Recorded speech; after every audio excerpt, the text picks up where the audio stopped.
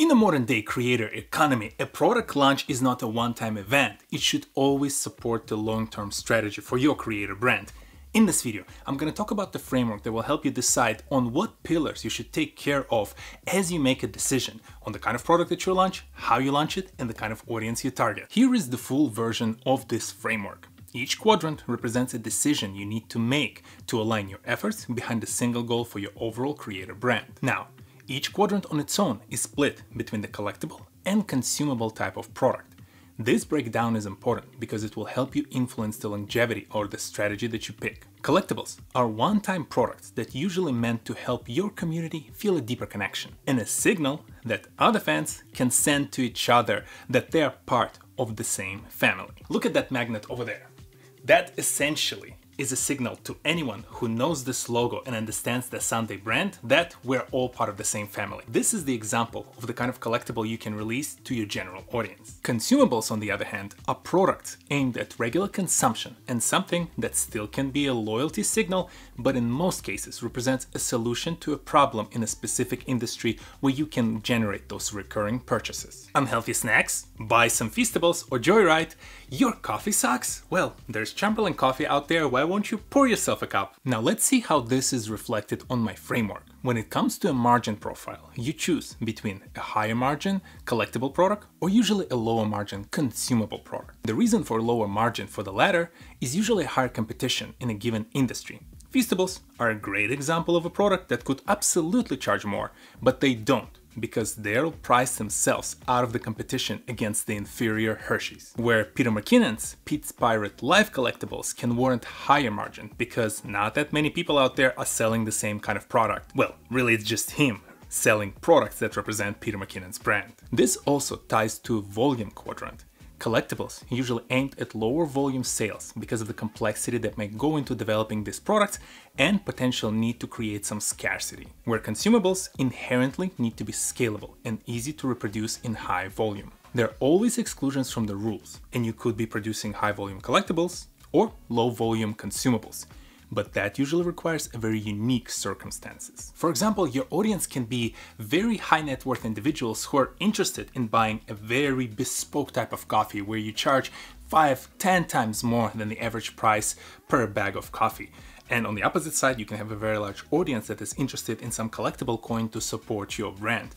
This is the kind of decision that you need to make for yourself as you're thinking about the product and the kind of brand that you're trying to build and how those things align with each other. Brand dependence determines whether your constant presence is required to sell the product. As you can imagine, a collectible very much requires your presence, as the collectible represents a loyalty to your creator brand.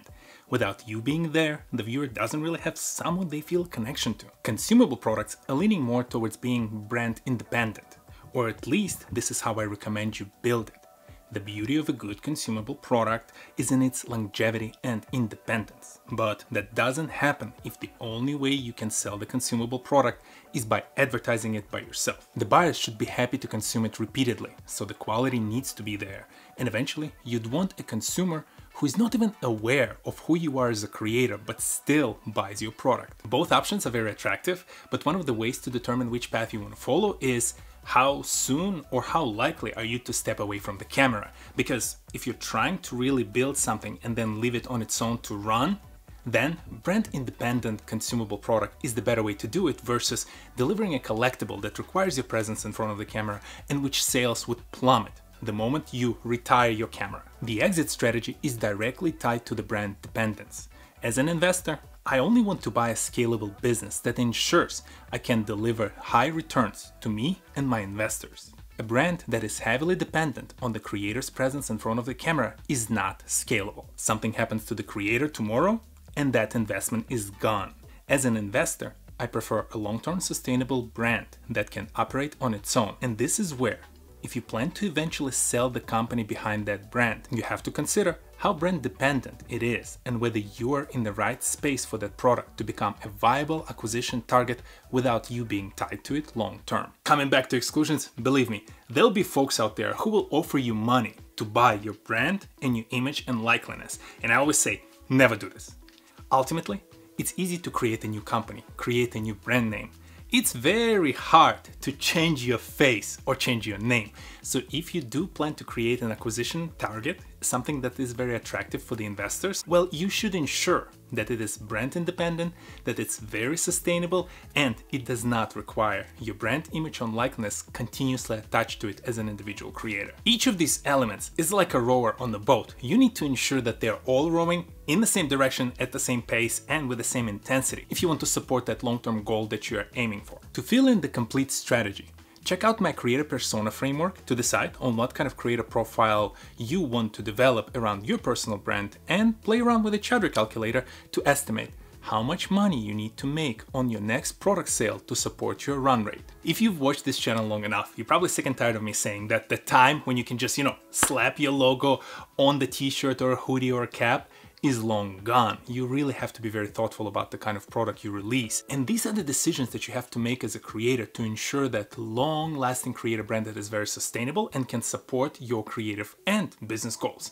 So if you'd like to brainstorm on some of these topics, feel free to reach out to me. Otherwise, I'll see you next Saturday. Peace.